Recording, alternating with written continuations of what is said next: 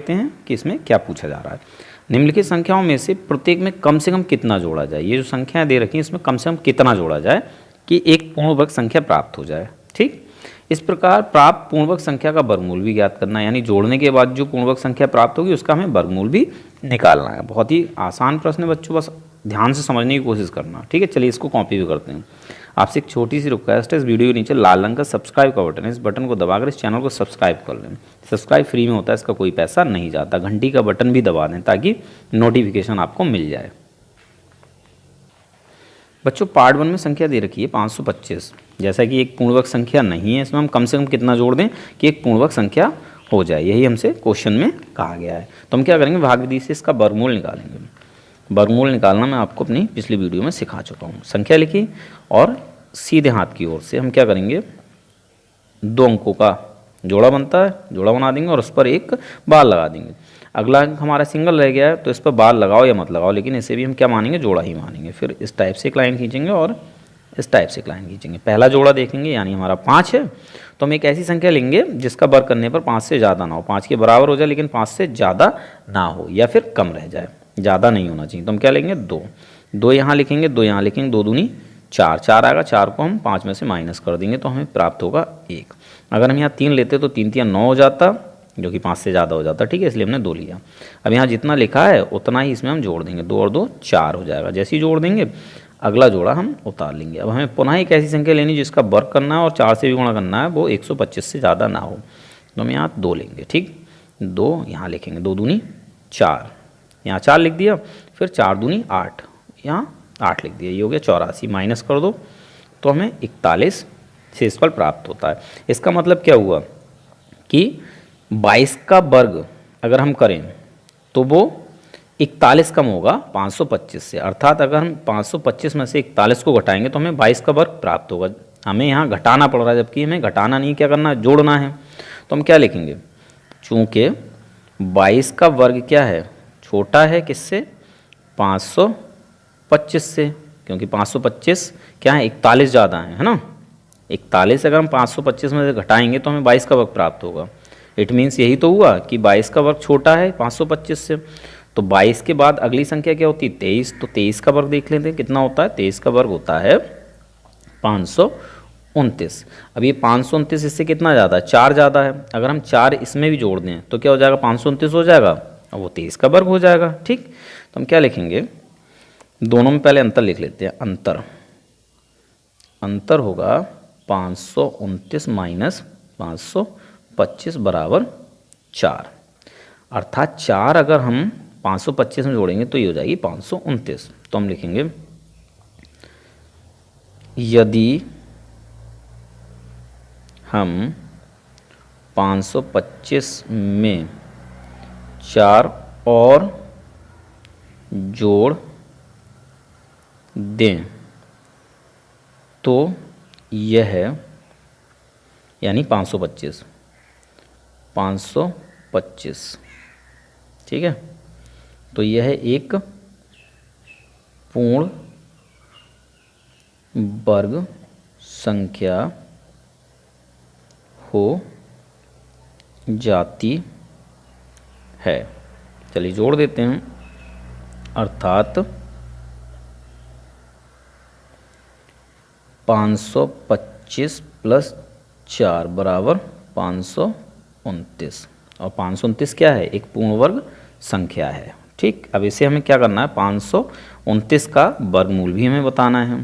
तो सिंपल सा 529 को हम रूट में लिखेंगे तो हमें इसका वर्गमूल प्राप्त होगा 23। ठीक, तो एक आंसर आपका हो गया 4, यानी छोटी छोटी संख्या क्या जोड़ें, 4। ठीक है, तो ये क्या बन जाएगी, 529, जो कि एक पूर्ण वर्ग संख्या हो जाएगी। और इस 529 का वर्गमूल कितना होगा, 23। ये दोनों हमारे आंसर हो जाते हैं। चलिए पार्ट सेकंड करते हैं। पार्ट सेकंड में बच्चों संख्या दी है 1750। क्या करना है, 1750 का वर्गमूल निकालो भाग विधि से।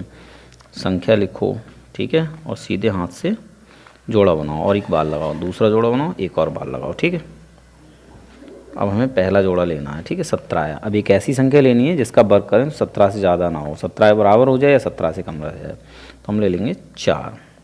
ठीक है, 4 चौक 16, 16 इसमें से माइनस कर देंगे, 5 लेते तो 25 हो जाता, ठीक, जो कि 17 ज़्यादा हो तो हमने 4 लिया, 4 चौक 16, 16 घटा देंगे तो हमें प्राप्त होगा 1।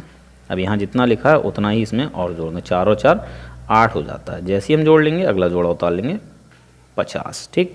अब हमें पुनः एक ऐसी संख्या लेनी जिसका वर्ग करना और 8 से भी गुणा करना है, तो वो 150 से ज़्यादा ना हो, तो हम यहाँ क्या लेंगे 1, यहाँ 1 लिखो, यहाँ 1 लिखो, 1 1 कम 1 और फिर 8 1 कम 8, 81 हो गया। 81 को क्या करेंगे 150 में से घटा देंगे तो हमें प्राप्त हो जाएगा 69। इसका मतलब क्या हुआ, अगर हम 69 को यानी 69 को अगर हम 1750 में से घटाएं तो वो 41 का वर्ग होगा, ठीक, अर्थात 41 का वर्ग क्या है 1750 से छोटा है। हम लिख लें ये चीज़, चूँकि 41 का वर्ग जो है वो छोटा है 1750 से, ठीक है बच्चों। तो 41 के बाद अगली संख्या क्या होती है 42, तो अगर 42 का वर्ग निकालें तो वो कितना होगा 1764, ठीक है, 1764। अब क्या करें 1764 में 1750 को घटा देंगे तो हमें ये पता चल जाएगा कि हम इसमें कितना जोड़ें कि ये 1764 हो जाए, ठीक है। तो हम लिख लेंगे अंतर, अंतर क्या होगा 1764 माइनस 1750, ठीक है। तो कितना बचेगा बच्चे यहाँ पर 14, ठीक। अगर इस 14 को हम 1750 में जोड़ दें तो कितना हो जाएगा 1764 हो जाएगा, तो ये एक पूर्णवर्ग संख्या बन जाएगी। हम क्या लिखेंगे, यदि हम 14 को 1750 में जोड़ दें तो यह यानी 1750 एक पूर्ण वर्ग संख्या हो जाती है, ठीक। जोड़ दें अर्थात 1750 प्लस 14 बराबर 1764। 1764 क्या है बच्चे एक पूर्णवर्ग संख्या है, ठीक। तो हमने कम से कम कितना जोड़ा है यहाँ पर 14, तो एक आंसर तो हमारा ये 14 हो गया है ना। 14 अगर हम 1750 में जोड़ते हैं तो ये क्या हो जाता है 1764, तो सबसे छोटी संख्या कौन सी है 14। दूसरा हमें इसमें आंसर बताना है 14 जोड़ने के बाद जो संख्या निकली उसका वर्गमूल, तो 1764 आया है तो 1764 को रूट में लिखें और इसका वर्गमूल हम जानते हैं कितना है 42, तो दूसरा आंसर ये हो जाएगा, ठीक है। यानी सबसे छोटी संख्या 14 है जो हम 1750 में जोड़ेंगे तो ये पूर्ण वर्ग बन जाएगी, और इस प्रकार 1764 जो संख्या निकल कर आएगी वो पूर्ण वर्ग होगी और उसका वर्गमूल होगा 42, ठीक है। चलिए तो क्वेश्चन नंबर 5 का पार्ट 3 करते हैं। पार्ट 3 है बच्चों 252, क्या करेंगे इसका वर्गमूल निकालते हैं। चलिए 252 इधर से जोड़ा बनाया, बाहर लगा दिया, इसका जोड़ा नहीं बना ऐसे ही रहने दिया। अब हम एक ऐसी संख्या या अंक लेंगे जिसका वर्ग करेंगे वो 2 से ज़्यादा ना हो, तो वो होगी 1, क्योंकि 2 दूनी 4 ज़्यादा हो जाएगा, इसलिए 1 यहाँ लिखें, 1 यहाँ लिखें, 1 1 कम 1 माइनस कर दें 2 में से 1 बचेगा, यहाँ जितना लिखा उतना इसमें जोड़ दें, 1 और 1 2, जैसे ही जोड़ेंगे अगला जोड़ा उतार लेंगे, ठीक है। इसके बाद हमें एक ऐसा अंक लेना है जिसका वर्ग करें और 2 से भी गुणा करें तो 152 से ज़्यादा ना हो, तो हो जाएगा 5, 5 यहाँ लिखो, 5 यहाँ लिखो, 5 25 का 5 यहाँ से लगे 2, 5 दूनी 10 2 12, ठीक। घटा दो 12 में से 5 जाएगा 7 बचेगा, ठीक है, 4 में से 2 गया 2 बचा 27। तो इसका मतलब बच्चों क्या है, इसका मतलब है कि 15 का वर्ग जो है वो 252 से 27 कम है, अर्थात अगर हम 252 में से 27 घटाएंगे तो हमें 15 का वर्ग प्राप्त होगा। हमें घटाना नहीं क्या करना, जोड़ना है, तो हम लिखेंगे चूँकि 15 का वर्ग जो है छोटा है 252 से, तो 15 के बाद अगली संख्या क्या होती है 16, तो 16 का वर्ग कितना होता है 256, दोनों का अंतर कर लो, अंतर क्या होगा 256 माइनस 252, तो हमें कितना प्राप्त होगा यहाँ बच्चों 4, ठीक है, 4 प्राप्त हुआ। अगर हम 4 को 252 में जोड़ दें तो क्या हो जाएगा, ये 256 हो जाएगा, तो एक पूर्ण वर्ग संख्या हो जाएगी, ठीक है। तो हम यही लिख देते हैं यहाँ पर, यदि हम 252 में 4 और जोड़ दें तो यह मतलब 252 एक पूर्ण वर्ग संख्या हो जाती है। जोड़ दें, अर्थात करके लिख दो, अर्थात